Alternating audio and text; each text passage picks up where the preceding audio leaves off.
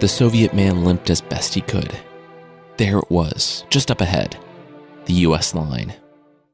He was almost there and gripped his gun. There would be resistance, but what happened on his side of those lines, what they had done, that transcended war, and it would destroy them all. The pistol in his hand was now slick with sweat. He'd left the other guns with the others, knowing they were of no use in this scenario. Still, as he eyed the last field standing between him and safety in the enemy camp, he estimated that if his pistol could slow them for a moment, even for a second, that might be enough. It had to be enough. He crouched, frozen and breathing heavily, staring at the lights dotting the enemy line. All was silent. It could be that they were already surrounding him in the shadows. If he was going to run, it had to be now. He took a deep breath, uttered the first prayer of his entire life, and took off through the grass. It was said that the pounding of feet attracted them, or body heat, or thought. None of the Soviets really knew for sure. They had only watched them kill everything in their paths. Men, women, even children. They tore through villages and cities, ravaged submarines and farms with the same relentless, mechanical cruelty. The man with the limp was not a superstitious man. Of his group, the ones that tried to make it to the other side, the superstitious always died first. He was the lone survivor, and as he began to see the guns of the US soldiers trained on him, he became even more determined to make it. Instinctively, he threw down his pistol and pounded harder toward the door. The last thing he wanted after surviving days being hunted by them was to be shot, mere feet from salvation. He started to smile as he saw them lower their weapons. They were going to let him through. But as he hobbled closer, he realized that the gates weren't opening. They weren't going to let him through. No, they were putting down their weapons because they didn't need them. People say that by the time you hear a whirring, it's already too late, that they don't surface unless the kill is a mathematical certainty. And yet, the man pressed on. He ran, ignoring all discomfort. He wasn't going to give up like all the others. But, like always, in mere seconds, they took away that choice. It was an early model, a small one that still stalked the lines. It was a sphere of blades that surfaced from the ground and, without slowing at all, cut cleanly through the man's left femur. He dropped instantly to the ground. The good thing about being killed by them was that they were quick. The men who designed them weren't sadistic. They were cruel, but they weren't sadistic. The blade circled back for a second pass, heading straight for the Soviet man's throat. As he braced for the inevitable, the machine shooting up from the ground, the last thoughts went to the cylinder in his pack. They wouldn't destroy that. They would leave it. And so, there was hope. Without slowing at all, the blades tore through him. He was dead in seconds. The killing machines were thorough, and so they also cleaned the remains. Dozens more swarmed the body like flies, carrying off the Soviet man underground, bit by bit. Broken pieces taken to rejoin those of the other fallen people in his group. Pieces of the other people that had died trying to warn their enemies of something else. Of something far darker.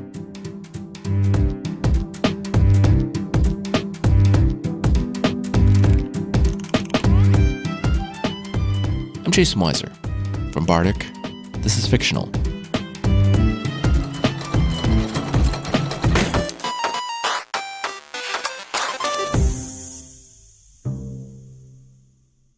Leon picked his way through the rubble, and the indicator on his wrist started to glow. The bots never came close to the line anymore, because the Soviets never came close to the line anymore. Leon actually had to ping some nearby bots when the cameras caught this Soviet man approaching. Why had he been alone, so far away from the bunkers? Leon sighed, recalling the gruesome memory of the bots eviscerating the lone soldier. He told himself he had no choice. His own family was behind the wall, not a quarter-mile away. The war had been long, and it wouldn't be the first time they let a defector in, only to realize the Trojan horse of a man packed a bomb. Leon waved away the image of the dead man, letting his thoughts wander to distant memories that preceded the last 6 years of war. Forests, clear flowing water, life. Where had it all gone? Everyone who had money fled to the moon. It wasn't that there was any more life up there, just not the radiation. 1 year into the fight, Central Command had moved to the moon too. It had been 6 long years of ongoing war. And then one day, about a year ago, the UN allies invented the bots. In that single year, the bots had nearly ended the war and done what humans alone could not.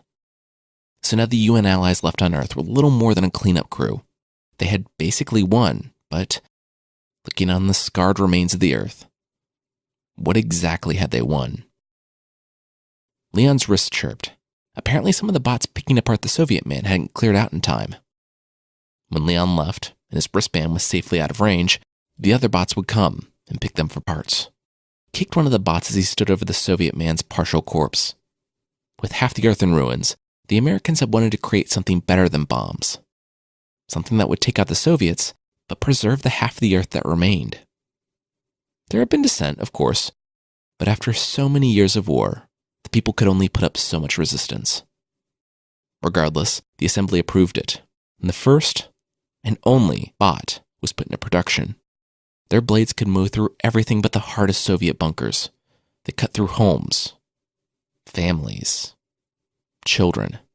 They found the Soviet weapon caches and detonated them where they were housed, even if they were hidden in cities.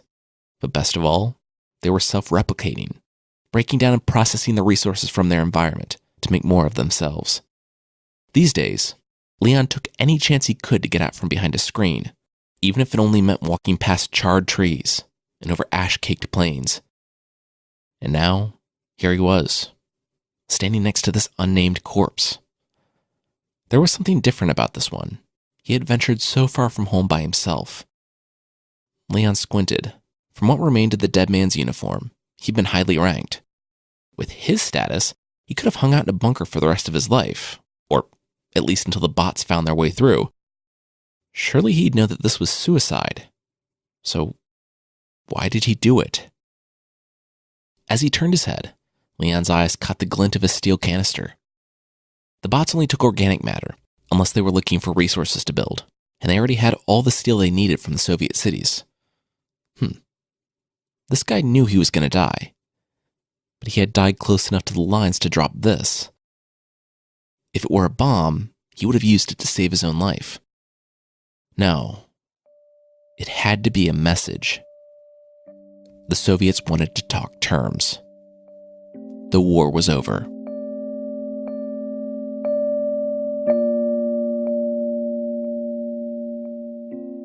Private Scott announced that it was about time. After a year of being hunted by the bots, their bunkers were beginning to break down. One of the big bots, one of the ones with spider legs, had wedged itself in the last door as it was starting to close. It found every life signature in the bunker and ended it. An entire city was hiding down there, and Scott was eager to deliver the report to command.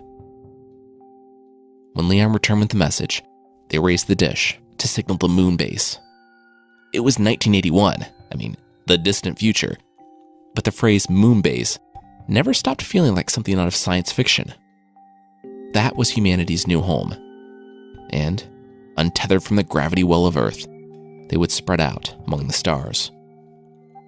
General Thompson's face appeared on the screen, and he listened patiently as Leon explained the message.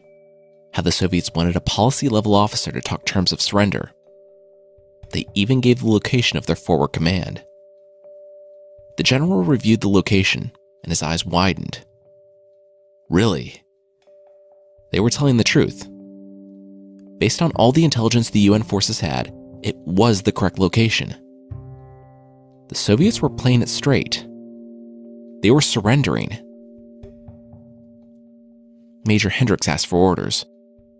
General Thompson thought about it, breathed deeply, and told him to send a man out.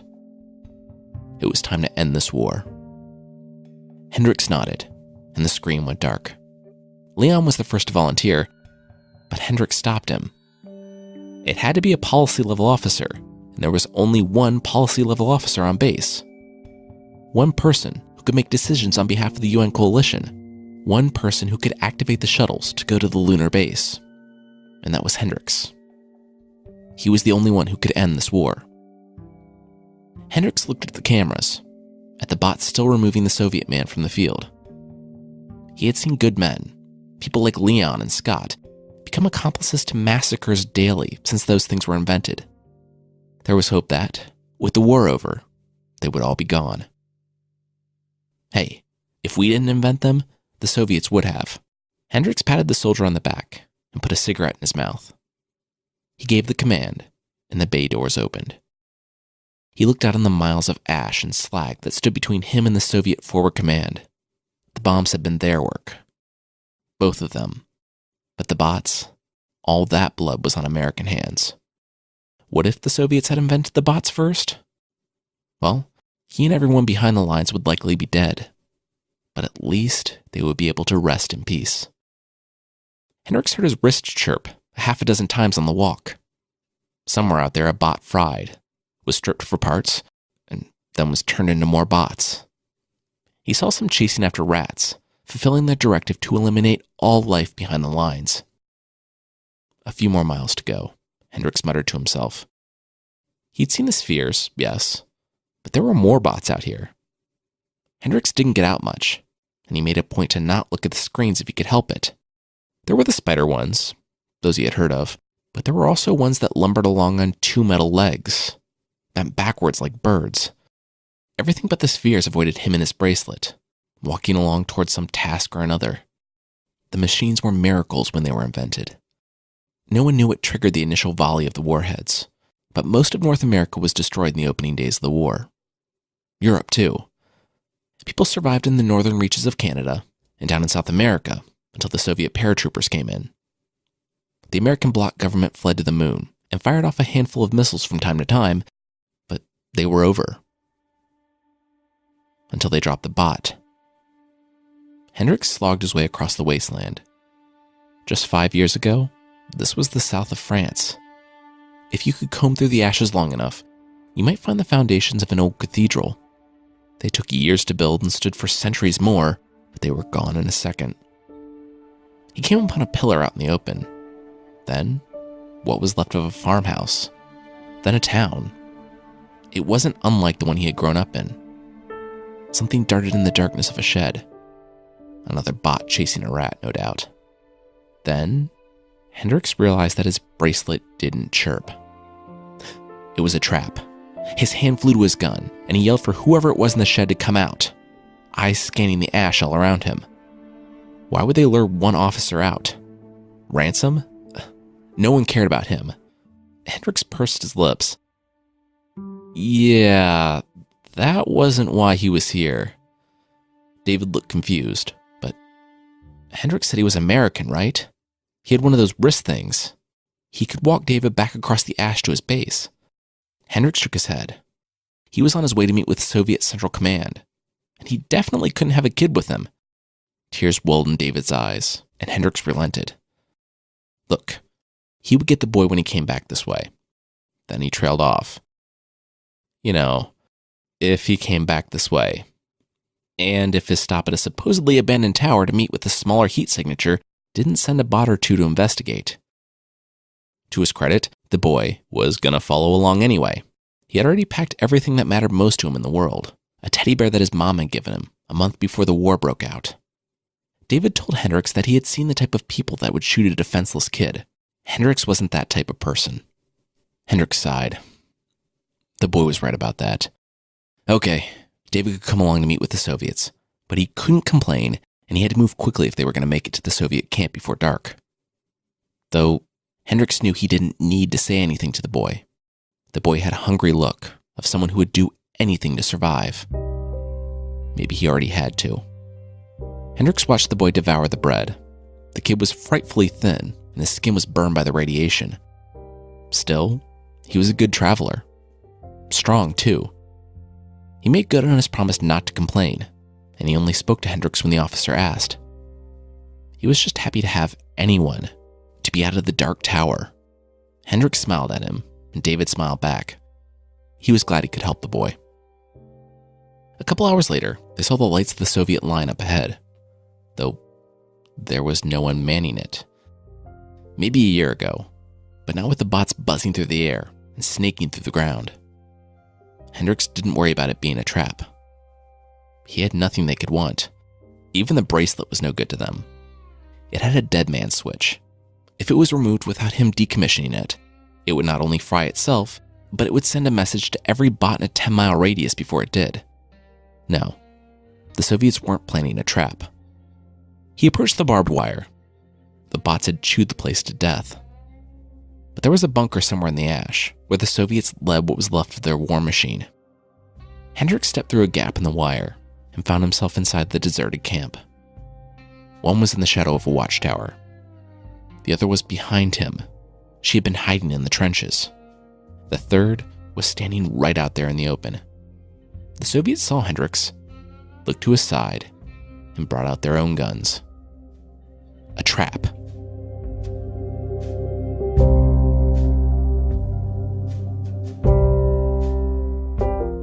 Hendricks threw up his hands and tried to say that this was the position. He was the runner. He was here to end the war. But all he got out was a, "Wait," before the Soviets fired on him. He took a bullet to the vest and flew backwards, skidding to a stop on the ash. He couldn't breathe, but he frantically searched the carpet of ash for a sidearm as the Soviets fired more rounds. He finally found the cold metal of his gun. He wasn't going to die in the ash like a rat. The Soviets thought otherwise, apparently, as a boot slowly pinned his wrist and a rifle muzzle found his forehead. "Calm down, or the next one doesn't hit you in the vest," the man said in heavily accented English. Then he looked to Hendricks' side. Hendricks followed the man's gaze to David's body, sprawled and lifeless in the ash, shot a dozen times. Hendricks was speechless, but the Soviets looked on coldly. The man pinning him to the ground picked up Hendricks' gun and let the man rise. Hendricks looked on the boy and gritted his teeth. Who did that? Who killed a defenseless kid? The Soviets laughed at him, and he seethed. Then their smiles faded. Wait, really? Then they laughed for a different reason, but it was a wide-eyed laugh. A laugh that wasn't a laugh that had seen horrors. They told Hendricks to take a closer look at his friend. Hendricks knelt down to the boy who was still gripping his teddy bear, to the face with that same determined look of the survivor, to the head, where, under a half-inch of flesh, glinting metal and a nest of wires smoked. Hendricks' hand shook as he tried to light a cigarette inside the cellar. He had seen a lot of things in this war, but he had never seen that. Outside, Hendricks had muttered that he was sent by the Americans to negotiate with Forward Command, but he gathered through all that shouting that there was no more Central Command. One of those machines had snuck in and killed them all from the inside, they said, pointing to the boy who wasn't a boy in panic before their eyes scanned the horizon. They had to get underground now. Hendricks was now looking at what was left of Soviet Forward Command. Rudy, a corporal from Poland, Klaus, an Austrian man, and Tasso, a prostitute that had been holed up in her cellar, trading the only thing she had left to trade to the soldiers for something to eat. Rudy and Klaus had been visiting her. That's how they survived when David opened up the base to his friends, and the bots mechanically slaughtered everyone inside. Rudy tossed Hendricks a file full of photos. David wasn't the only one, obviously. That's why, after all this time, the Soviets were talking surrender. Hendricks swallowed hard as he looked at the file. There were dozens of Davids, all small and weak, all pathetic looking, all holding the exact same teddy bear. There were more, too. A handful of wounded soldiers dragging themselves along the road, begging for help. He learned that a wounded soldier subverted the entire Northern Army. It was gone to a man. Hendricks stopped the man before he came to his inevitable, searing conclusion. it was all his fault. Not his fault personally, but the Americans. They had made these things and put them in the ground with the command to kill and to improve. And they had done both. They'd even rewritten their own programming to withstand the bracelets, obviously. David hadn't been deactivated. Hendricks understood why the Soviets were surrendering. Not because they were beaten, but because the Soviets and the Americans now had a common enemy.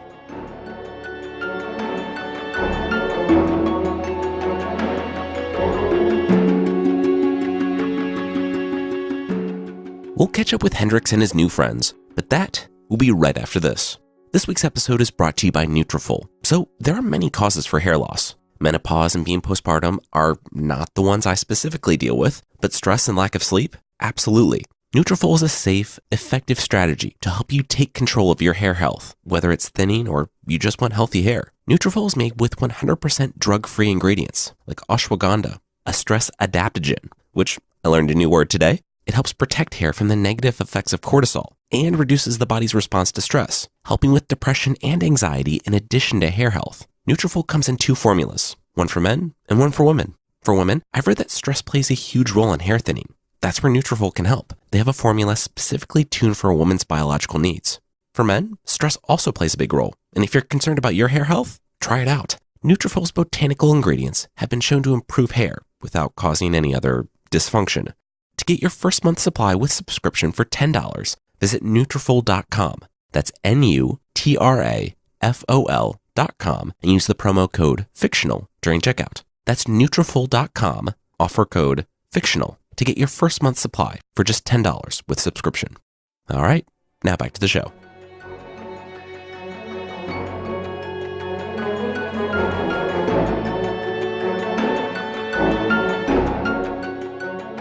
The bots had tricked them both. They had slaughtered the Soviets, but they had willingly hidden their capabilities from their creators and kept the Americans in a false sense of security with their bracelets. Worse yet, there were more of them. Pinned to the wall were 2 tags, one that read Variety 1. It came from a dismantled wounded soldier bot. The one that said Variety 3 had just been picked off David's head, the disguised bot they shot out front. That still left Variety 2. It could be nothing. It could be a mind game, a prototype that never made it to production. Or it could be more than that. It could be a different type of bot altogether. Hendricks whipped out his radio to call the Allies, to warn them.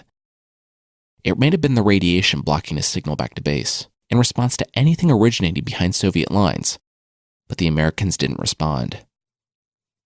Rudy shook his head. Hendricks held out hope. He had only been gone a few hours. They wouldn't move on their masters that quickly after a year of quiet. They had to get the word out, though. All the transports to the lunar base had to be shut down. He explained the moon base to the Soviets, and they were shocked. Even a forward command, it had been little more than a rumor. It was the home of millions. Humanity's last hope. The bots must never make it there. For the time being, they were safe. Anyone not in possession of those codes would be blown apart before landing. If there was any hope of safety on the planet, it was behind the American lines. If they could get there, they could warn the Allies and communicate with the moon base. And, if the scientists were smart, then they had built a kill switch into their sentient murder machines, a backdoor in the programming to take them all out. They just had to reach the lines. Klaus lifted the hatch of the cellar. It was getting dark. In the dark, the bots could see their body heat, but they couldn't see the bots. It would be safer to set out at first light. There were 2 rooms in the cellar. Hendricks rolled his bag out on the floor of the main room, by the door, a few feet from Tasso's bed. Rudy and Klaus took the next room. As they got ready to settle in for the night, Hendricks made small talk with Tasso. She knew he was flirting with her, even though he didn't realize it. He asked how she came to this life, here. Tasso shrugged. She arrived here 2 years ago, when she was 16. Her family died back in Russia, so she fled with the refugees.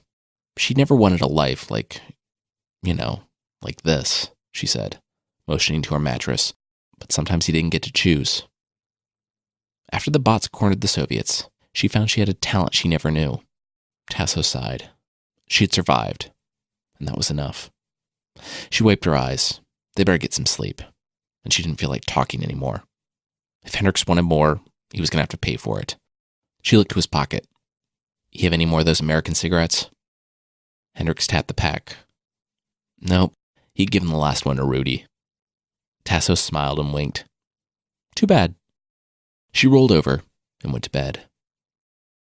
Or she would have, if they didn't hear the slightly muffled pop from the next room. Tasso and Hendricks looked at each other. They had both heard a gunshot before. They rushed to the next room, threw open the door, and saw Klaus sitting before the hunched-over form of Rudy, a pistol in his stomach, and Rudy's blood splattered on the wall behind him.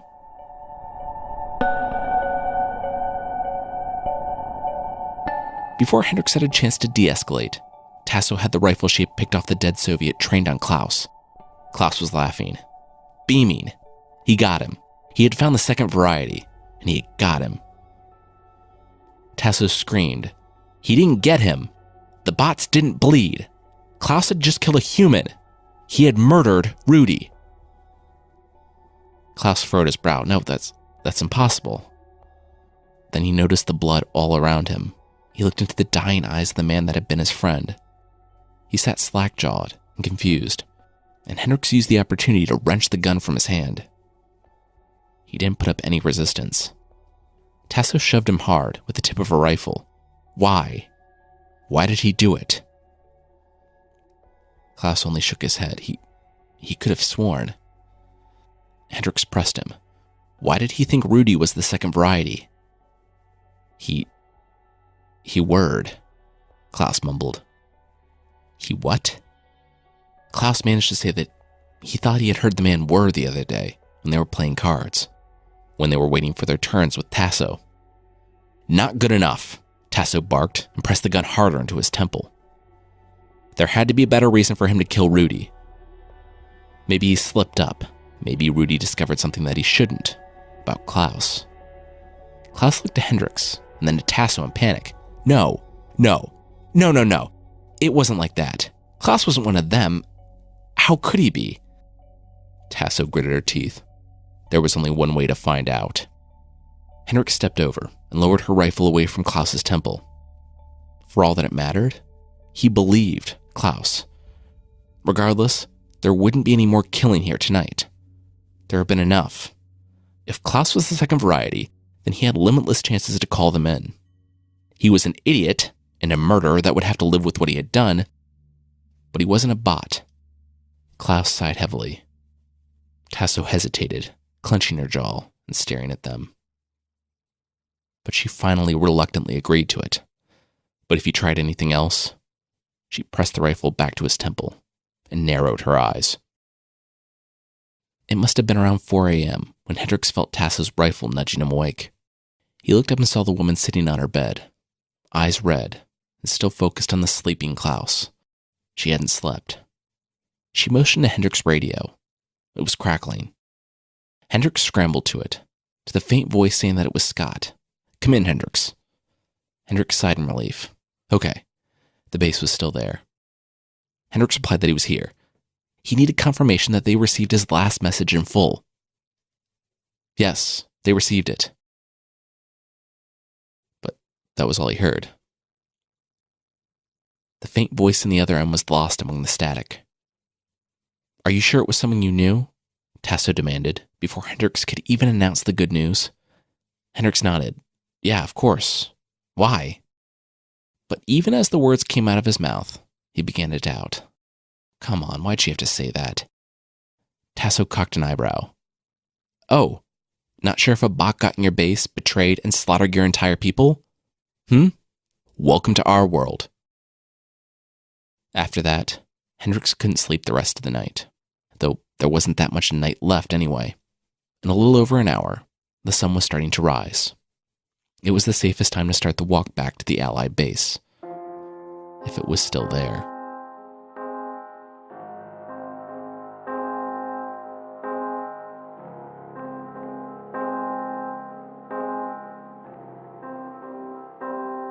Come down, the voice said on the intercom. The base was deserted. It seemed that they had received his message and initiated an emergency protocol, getting everyone into the bunker. They'd opened the bay doors for Hendricks while Tasso and Klaus crouched nearby, close enough to be in range of the bracelet so the early bots wouldn't tear them to pieces, but far enough so as to not be seen by the cameras before Hendricks could explain. It had been a long walk back. Days were shorter now. Ash choked the atmosphere, and they only had a couple of hours to run the miles they needed to. The bracelets protected them from the original bots, or at least provided them with the feeling that they were protected. They resolved to shoot anyone else on sight. But as they ran, it was desolate. No Davids, no wounded soldiers, no one. Hendricks went first, and Klaus ran in the middle, Tasso's rifle on him the whole way. They found the American base just as they were about to lose the light, the alarm lights blinking in the distance. And Hendricks popped off the panel, revealing a hidden radio. He contacted the base, and he was able to reach Scott. "Yes, I can see you," Scott said calmly. "I'm watching you on the monitors. Come down." "Is everything okay in the bunker? Nothing unusual happened?" Hendricks asked. He got the affirmative. Everything was all right. They had received Hendricks' message before the bots had come, and they were safe. "Okay, well, then you come up. It's safe for now, but I need to see you before I enter the base." There was silence. Scott came back on, saying that there was no way he was going back up there. Hendricks needed to come down and join them. Hendricks looked at the camera and shook his head. He would come down, but Scott had to come up first. That was an order. Again, silence. Hendricks barked at the camera that Scott was disobeying a direct order from his superior. More silence. Hendricks asked for Leon. Another voice, identical to Scott's, came on the intercom. At that moment, Hendricks knew that his friends, the men and women he had lived with and fought with for nearly 5 years, were dead by the very weapons they had created. And that was when he heard the thud. The bunker was opening. The first 2 Davids to emerge from the bunker met with well-placed bullets. They weren't doing anything, just walking slowly from the bunker on those skinny, knobby legs, clutching their teddy bears. Each shot was a kill, but after Hendricks reloaded, he looked up again. They just kept coming. There had to be dozens now stepping over the fallen, walking slowly towards Hendricks. His bracelet started to chirp. Then it went dead. Oh no. Tasso and Klaus. There was a spray of gunfire from the ridge where he had left them. They were shooting down at the bots. The original bots. They were churning through the ground, making their way up the hill toward the pair of Soviet soldiers. Hendricks looked back at the swarm of Davids ambling closer to him. 2 wounded soldiers had joined, screaming out in agony, begging Hendricks for help. They were just running through their programs.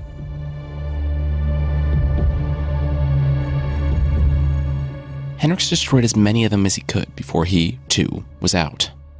Tasso and Klaus had backed up to the ruin of a nearby wall. Hendricks sprinted to the ridge, but Tasso met him halfway. Tasso grimaced, looking at the first and third varieties coming out of the base. She shook her head and reached in her pack. She told him to get down and close his eyes. He wished he had listened. He didn't know where she got the bomb, if she had picked it off some John, found it, or if it had been payment for her services. He was glad she had it, though.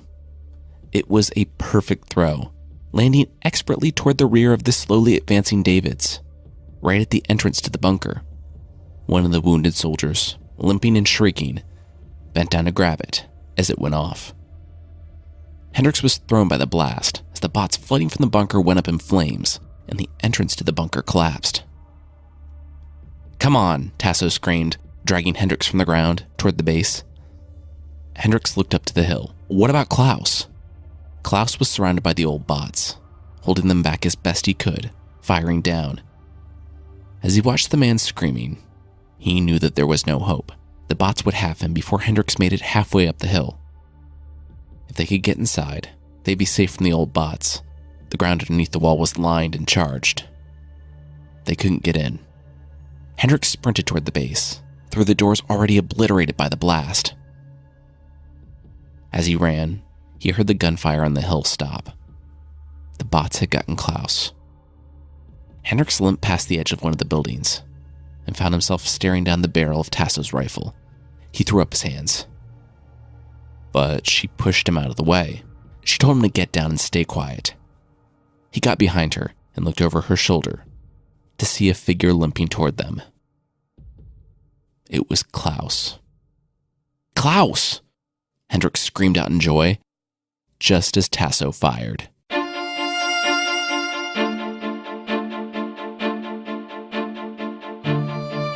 The round hit him square in the chest, and Hendricks turned to Tasso, trying to wrench the rifle from her, but she kept firing.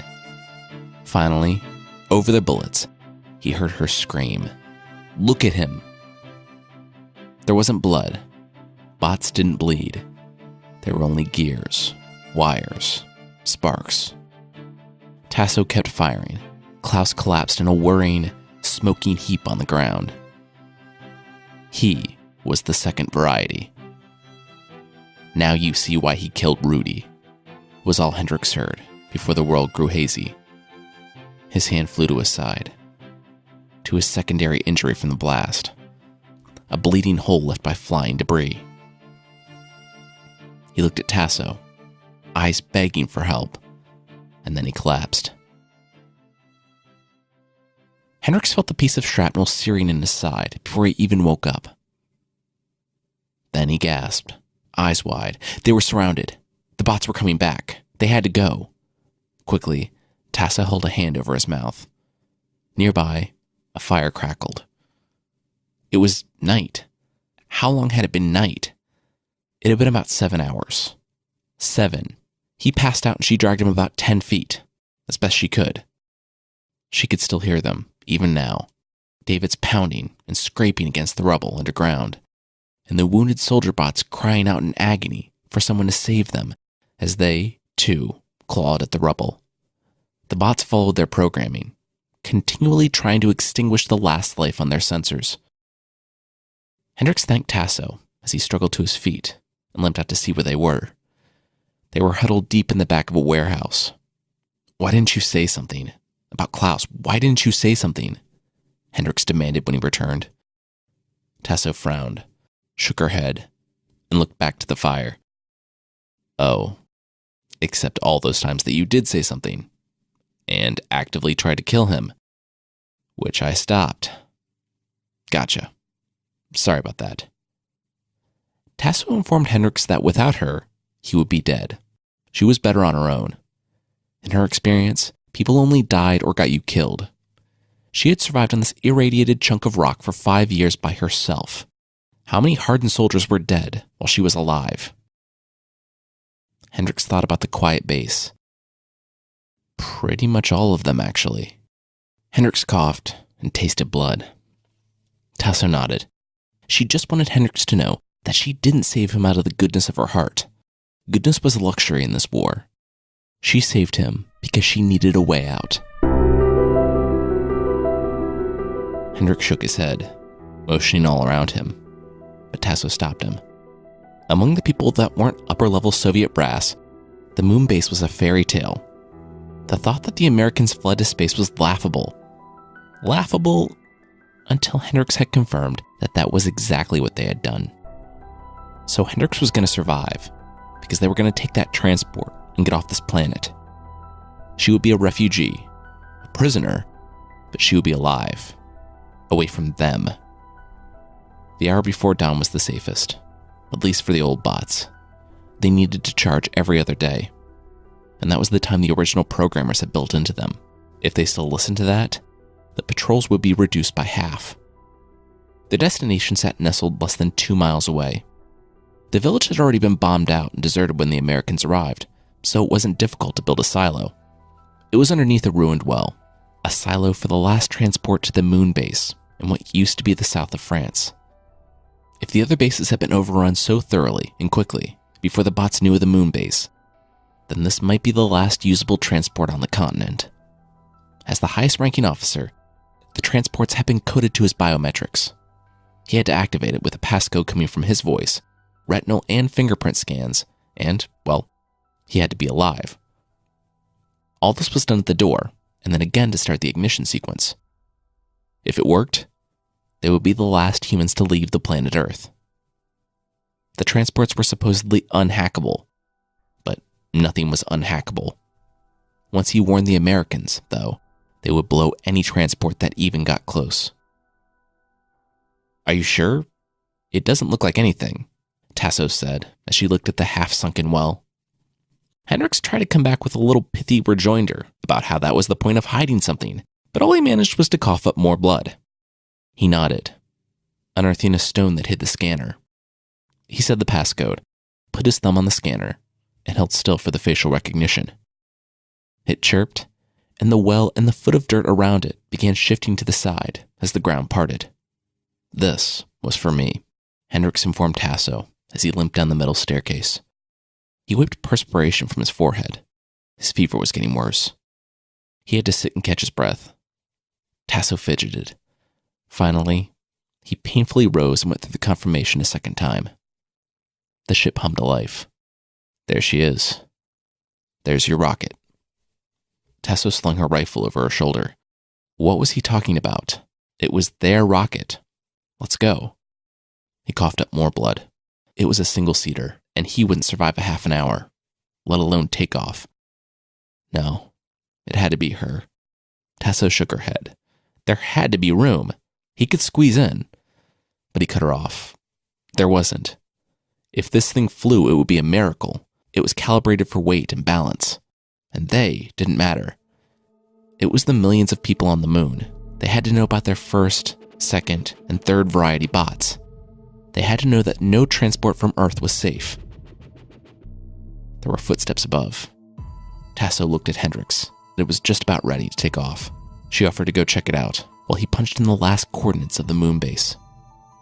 He lost consciousness twice. The first time he was awoken by Tasso's gunfire. Klaus tumbled down a hole and crashed beside him, sparking and smoking.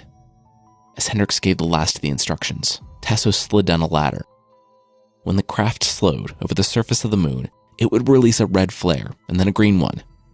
Then, all Tasso had to do was stay put. They would pull her in. It was underneath the surface, of course.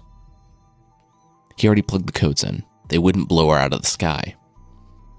Tasso didn't cry. Years of war had burned her tears away. But she did look Hendricks in the eye and tell him thank you. As soon as she got within transmission distance of the moon, she would send someone back for him. She would save him, like he saved her. Hendricks smiled. It was a lie. They both knew he would be dead before she made it halfway, either from the bots or his injuries. She hugged him, interrupting his thoughts. It was the first hug she had given in years that she wasn't paid to give. Hendricks waited until after she was in the rocket to break down. It wasn't that he was dying. He had known he'd never leave Earth alive. It was that Tasso reminded him of his daughter, a 10-year-old girl killed in the early days of the war when the Soviets bombed North America. He knew he had made the right decision. Tasso was a survivor. She would get to the moon base, and she would get them to listen. From behind the shields, he watched the rocket take off and become little more than a speck in the Earth's atmosphere. His side was wet with blood, and he knew that death was coming. It was time to go meet it. Hendricks spat more blood and took up Tasso's old rifle. He had done his duty. He had saved the human race. It wouldn't matter, but he could be happy knowing that he went out taking as many of those things with him as he could. Slowly, he climbed the ladder toward the sun-baked wasteland. Hefting himself up, his breath wheezy and short, Hendricks saw what remained of a second Klaus bot Tasso had shot. A scout. The rocket would have them coming from all around now, but it was too late. Hendricks had won. He didn't know how it caught his eye. Rudy, Klaus, and Tasso had dug the others out, but Tasso had destroyed enough of the thing's head for Hendricks to see a V-IV clearly stamped on the back of the skull interior. Variety 4. Wait, Variety 4. But Klaus was supposed to have been the second variety.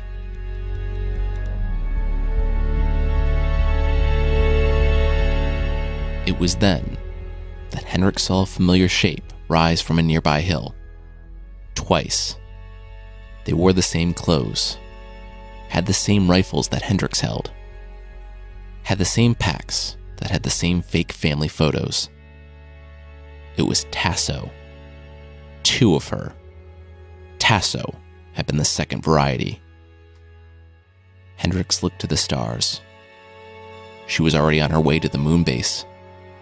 Hendrix had given her the coordinates, the codes, everything. Hendrix had heard what one David, or one wounded soldier, had done to an entire bunker of armed Soviets. The moon base wasn't a bunker. It was packed with families and refugees. The last remnant of humanity. Tasso would kill them all. Hendrix roused himself from shock long enough to destroy the Tassos before they got to him. He dragged himself over to their smoking, sparking forms. That's when his bracelet chirped and then fell dead. He looked over the top of the hill to see a swarm of Davids, wounded soldiers, Klauses, and Tassos, led by a host of bots churning up the ground, coming for him. He swore and kicked the Tasso lying before him, thinking about all those people that were going to die because of him. A sphere rolled from one of the Tassos packs. Hendrix picked it up and laughed. It was the one that Tasso had used to destroy the bots back at the base. It had never been a Soviet device. They learned of the first and third variety bots when the Americans did. Too late. Hendrix laughed as he armed it. All the Tassos carried the same ones, which meant that they had been constructed by the bots. The weapons had been constructed by the bots to destroy other bots. Hendrix laughed as the first bot caught him in the leg, and the next in the chest. He laughed as the device chirped the final time and detonated. He laughed because the bomb had been designed by the second variety to eliminate the other varieties. He laughed because they were already beginning to design weapons to use against each other.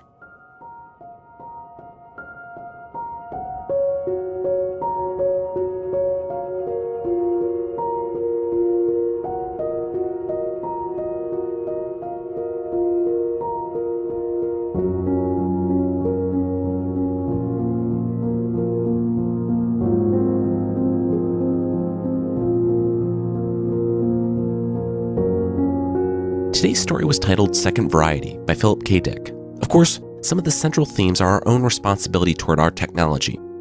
Today's story was written in 1953, in a time when most computers took up an entire room, well before drones or neural networks. This story is shockingly prescient. I mean, just the thought of a tiny autonomous computer or a massive system that improved itself without human input is astounding for 1953. Philip K. Dick himself said that the story was about what it means to be human, who is human and who is masquerading as a human. It's an interesting idea. Hendrix failed the most important Turing test, and humanity will pay the price for it. The story's a pessimistic one, but it really kind of challenges you to think about what the word humanity means. Does it mean beings that are empathetic, kind, thoughtful? Or are we creatures that will turn on our neighbors and make endless war? If it's the latter, then maybe the machines ended up pretty human after all. That's it for the Season 3 premiere. I'm really excited about this season. Coming up, we have Sherlock Holmes next week, then Dracula, then more Count of Monte Cristo later in the season, and even more of some of the best short stories I have ever read. I can't wait. Today's episode was written by me, Jason Weiser, and edited and produced by Carissa Weiser. Our theme song is by the amazing Breakmaster Cylinder, and there are links to even more music in the show notes. Thank you so much for listening, and I'll see you next time.